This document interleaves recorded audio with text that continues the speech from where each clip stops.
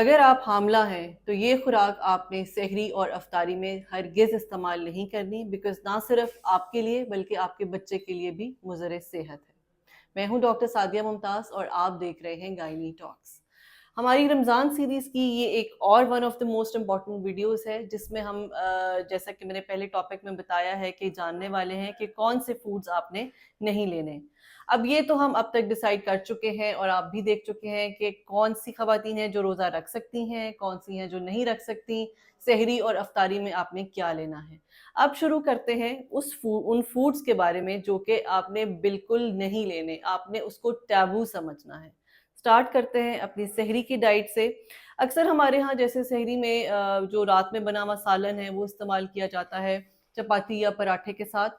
तो अगर तो वो सालन नॉर्मल नमक मिर्च के साथ बना हुआ है तो आप इस्तेमाल उसको कर सकती हैं। लेकिन अगर उसमें नमक ज़्यादा है या उसमें मिर्च मसाले बहुत ज़्यादा हैं तो फिर ये आपको सारा दिन प्रॉब्लम देने वाला है।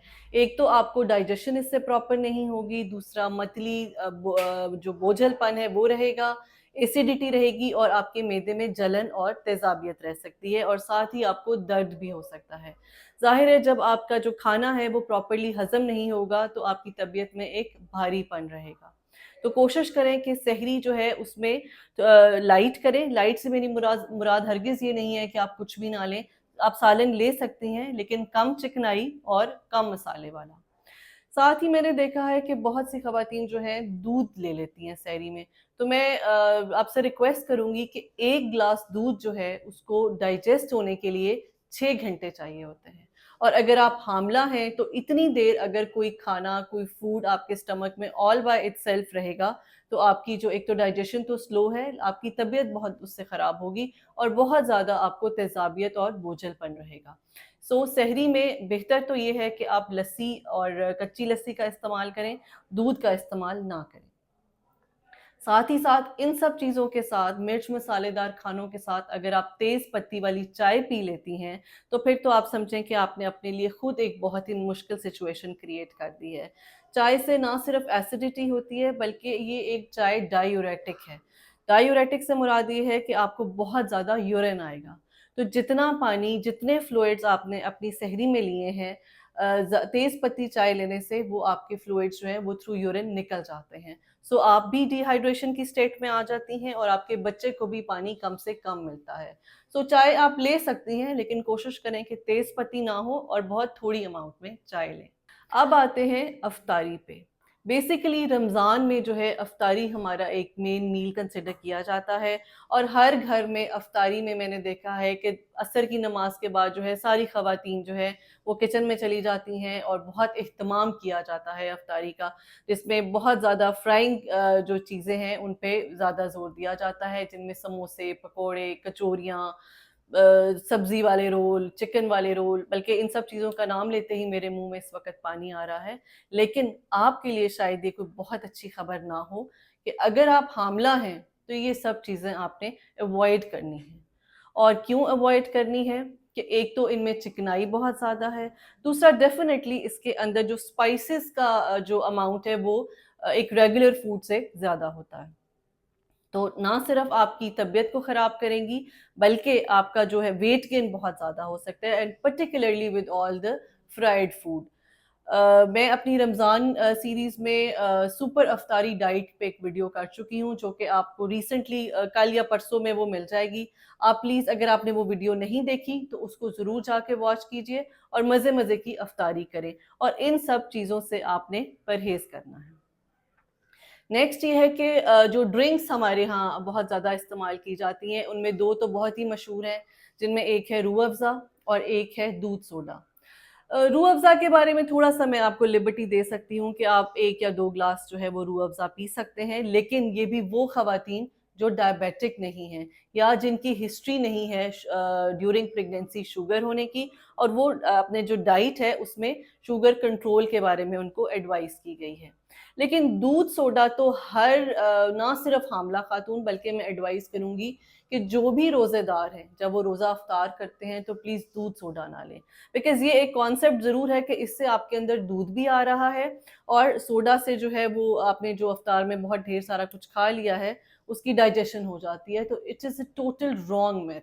ऐसा बिल्कुल भी नहीं है, बल्कि जब आप दूध के अंदर कार्बोनेटेड ड्रिंक, 7 अप, स्प्राइट वगैरह, कोक डाल देते हैं तो आप उसके कैल्शियम को हटा देते हैं। तो वो कैल्शियम जो है कार्बोनेटेड ड्रिंक के कार्बोनिक एसिड के साथ मिलके जो है वो कैल्शियम कार्बोनेट बना देता है, और वो डाइटरी तौर पर आपको जो है वो एब्जॉर्बेबल नहीं है। तो ये लेने से, दूध सोडा लेने से आपको कोई भी एक पॉजिटिव एनर्जी या कोई भी पॉजिटिव ग़िज़ाई जो है वो डाइट जो है वो नहीं मिल रही। इसके साथ ही साथ आप जो फ़िज़ी ड्रिंक्स लेते हैं, जैसे दूध, जो आप दूध सोडा में डाल के पीते हैं, उससे भी आप अवॉइड करें, बिकॉज़ वो ले लेने से आप अगर देखें तो जब आप 1 ग्लास कोक का या किसी भी फ़िज़ी ड्रिंक का ले लेते हैं तो उसके बाद आपको पानी नहीं पीते आप। तो उससे ये है कि आपकी जो डिहाइड्रेशन स्टेटस है वो बढ़ता रहता है। हमें रोज़े में, अगर तो आप रोज़ा रख रही हैं, तो बच्चे के पानी का स्टेटस और आपका हाइड्रेशन स्टेटस फुलफिल्ड चाहिए। और ये इन सब ड्रिंक्स के लेने से जो है वो स्टेटस प्रॉपर्ली जो है एप्रोप्रिएटली आप मीट नहीं कर सकती।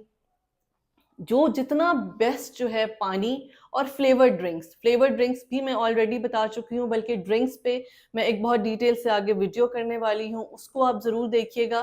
कि आप ये कहेंगे कि डॉक्टर सादिया ने हमें सारी ड्रिंक्स से तो मना कर दिया है, तो क्या अब हम सिर्फ पानी पिएं? तो ऐसा नहीं है। हम एक वीडियो में देखेंगे कि आपको बहुत डिटेल से मैं डिफरेंट टाइप्स ऑफ ड्रिंक्स बताऊंगी जो कि आपने अफ्तारी में लेनी है।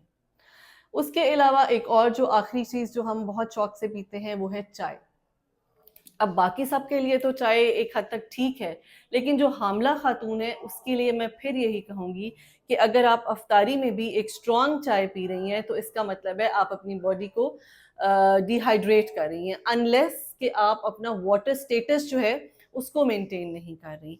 तो पानी आपने जो टोटल इन 24 घंटों में, यानी सहरी से लेकर अफ्तारी और अफ्तारी से लेकर अगली सहरी तक का टोटल जो आपका एवरेज वाटर इनटेक है, वो कम से कम 12 से 14 ग्लास ज़रूर होना चाहिए, जिनमें 5 से 6 ग्लास जो है आपके सहरी में होने चाहिए, अप टिल सहरी। सहरी से 2-3 घंटा पहले से जिस तरह से पीना शुरू कर देते हैं वो, और फिर उसके बाद अफ्तारी में आगे तक, ताकि आपका पूरे दिन का जो वाटर स्टेटस है वो मेंटेन रहना चाहिए। लेकिन अगर आप ये वाली ड्रिंक्स जो कि अभी हमने डिस्कस किया वो लेते हैं, तो फिर आप इतना ज़्यादा ना तो पानी पी सकते हैं और ना ही आपका हाइड्रेशन स्टेटस मेंटेन रह सकता है। तो ये वो सारी डाइट्स हैं जिनसे आपने ड्यूरिंग प्रेगनेंसी अवॉइड करना है, और इनसे अवॉइड करने से ना सिर्फ आप अपने आप को बल्कि अपने बच्चे को भी बहुत से मुज़िर असरात से बचा सकती हैं। आई होप ये वीडियो आपके लिए बहुत इन्फॉर्मेटिव रही होगी, और अगर आप इन चीज़ों को इस्तेमाल करती हैं तो आज से ही आपने इन चीज़ों को अवॉइड करना है। Thank you.